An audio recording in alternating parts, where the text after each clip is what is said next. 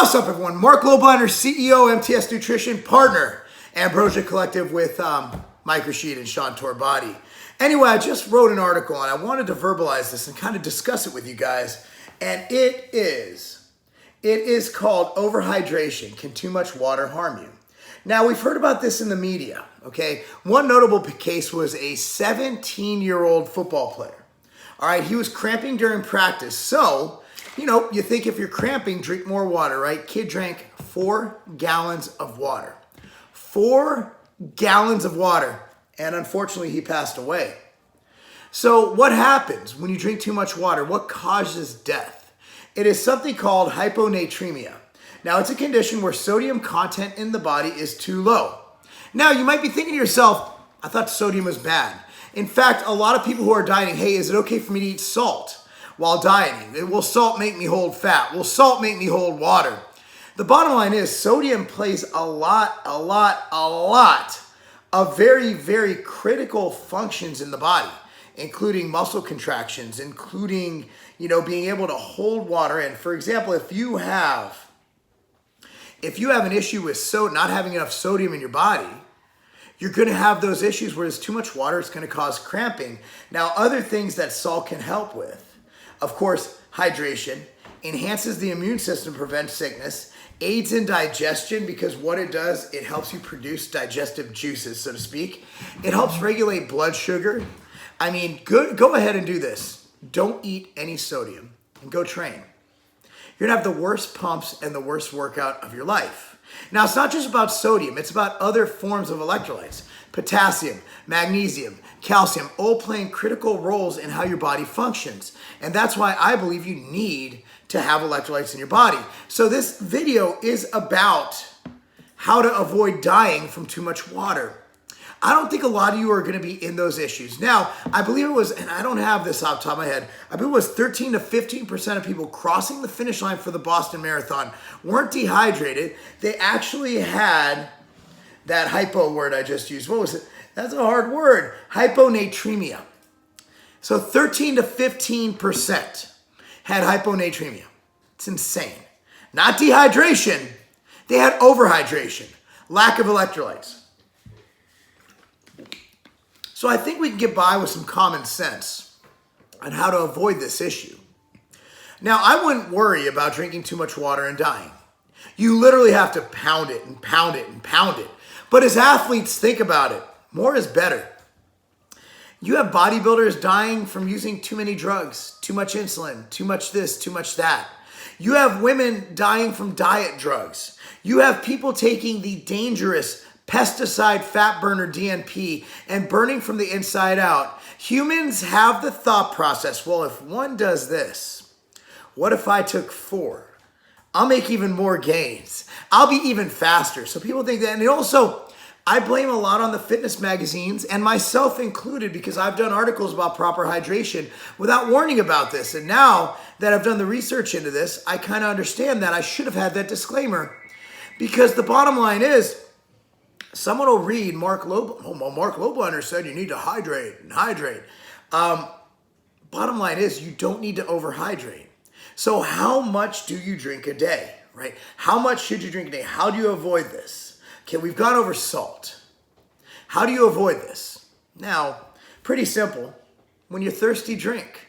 There used to be an old adage. They used to say, if you're thirsty, it means you're already dehydrated. That is complete and utter bullshit. Bullshit. You're dehydrated when you're dehydrated. If you're pissing brown, you're dehydrated. If your pee is slightly yellow to clear, you are fine. You are hydrated just fine. Exos has a chart in all of their bathrooms when you go there, and it literally has a color code for how your urine should look. Me, I just look at the guy next to me. I sneak a peek. I got Katie on that one. I got her. I got Katie, guys. She laughed. She never laughs at my jokes anymore. I got her. She's sitting there trying to pretend like she's working so I don't fire her ass. Anyway, so the bottom line is, here are my tips. And then I'm going to close out with some like anti-government propaganda because I want to bring a little libertarianism in there. All right, so here's my tips, and I have these written down. Essentially, to make it simple, aim for a gallon of water a day. I think that's about right. If you're hot and you're training hard, for example, I trained legs today. I did an hour and a half of boxing because I'm getting my buddy Jerry ready for a fight. I'm going to be coaching a little bit later. I'm going to be moving around. I'm going to need probably 2 gallons. So judge it. If you're thirsty, drink. I always have a shaker cup with me. Now that moves on to point 2. I always put electrolytes in here. What's in here right now? It's something called Naturalite. Naturalite is an old natural supplement that I will admit I make it.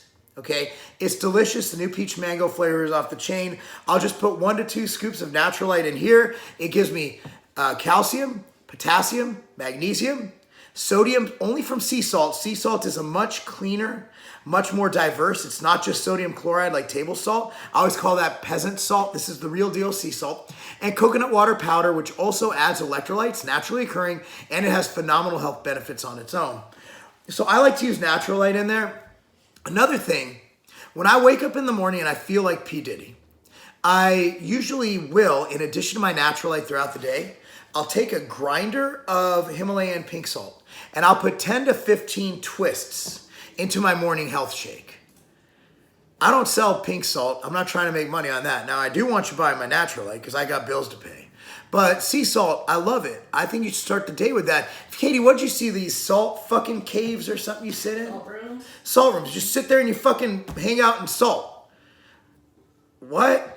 My opinion is just drink that bitch. It's good for you. It gets your digestive juices flowing. Drinking salt in the morning will help you hydrate. So I always put, this is not the cup I use. I use a 32 ounces. It's 25. So I'll do 32 ounces of Cyclone shaker of water. I put nectar, mental jewels, machine greens, and then I'll also put 2 tablespoons or so of apple cider vinegar, and I'll put 15 twists of sea salt. And that's my drink, and then I take my pills with that. So that's what I do. See if I'm missing anything. No, and salt your meals. Salt them. If you like salt, salt them. I like salting my meals, man. I put salt on everything. And honestly, you could tell I'm not holding water, guys. Guys, and for the fucking love of Pete, Furious Pete, I love you. For the love of, I didn't want to say for the love of God. I'll piss off a lot of Christians. Damn, I just did it. Sorry, Christians. For the love of Pete, God, whoever you love, you're not holding water. I just had sodium. Look, you're not holding water. You're holding fat. It's not water. You're too fucking fat. If you want to be vascular and not look like you're holding water, put down the Doritos. Fuck, did you know Taco Bell has a Dorito shell for their tacos now? That's fucking brilliant. Where was that when I was fat?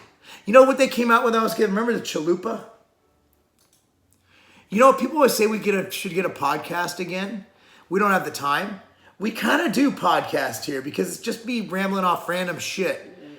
While you're here, I like talking to you. When you're not talking back. What do you want me to say? No, I was serious. So let me go into why salt is vilified. So basically, I'm just kidding. This is funny as shit. There's this French dude back in the day, a doctor. He had 6 patients with hypertension. They all happened to eat a lot of salt. Fuck it. It's got to be the salt. Dead serious. That's where this all came from. That was the origins of it. Some fucking French dude. All right, now move forward. There's this dude named Louis Dahl. All right, he was a scientist, I guess. So he had this massive grudge against salt. So in 1977, he went in front of the U.S. Senate Select Committee on Nutrition and Human Needs and lobbied to decrease salt in the American diet. From there, they came out with a recommendation from the U.S. government to decrease salt intake by 50 to 85%. Where'd they get that number? They pulled it straight out of their asses. So I'm glad that those awesome politicians are making decisions about our health and what's good for us. I'm not saying that people should be drinking salt by the gallon. I'm saying that if you're active and you're an athlete, don't fear salt. Salt is good for you. Salt is natural. Salt is fun. Salt is made for everyone. All right, guys. Appreciate you watching. I got a favor. I have an article down below. It's exactly what I talked about. In fact, everything I said is in that article, but I want you to click that article because it helps us. Helps us with the Google SEO. Our SEO goes up, our hits go up. Our hits go up, our traffic goes up. Our traffic goes up, our conversions go up. Our conversions go up, well, I have children to feed. That's an appeal to pity for those of you who took philosophy in college. Anyway, guys, thank you so much for watching. Click on the link down below. I'm Marc Lobliner, tigerfitness.com. And yeah. Oh, shit. Naturalite. Let's do a coupon for that. If you've stuck around this far, we'll give you a coupon code for Naturalite. 10% off to give it a try. I wasn't even going to do it.